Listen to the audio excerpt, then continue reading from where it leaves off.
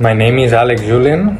I am the head optometrist of Barraquer Hospital, and I will have the honor of participating in the workshop of Advanced Biometry and IOL Calculation. Hello everyone, my name is Jabeen Jaffer. I'm an optometrist at Medcare Eye Center. I'm very excited to be a part of Optoverse 4 in view of World Sight Day. I'm heading a workshop on biometry update and IOL calculation.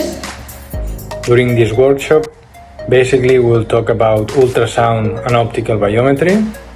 We'll start with a brief theory introduction, but basically we will focus on the practical part. Then we can learn more about IOL calculation techniques, A-scan and IOL masters and various troubleshootings.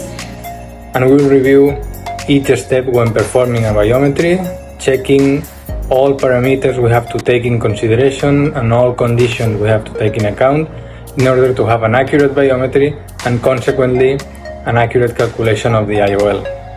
Regarding this last part, the IOL calculation, we will also give you tips about the selection of the IOL calculation formula and the selection of the constants of the IOL.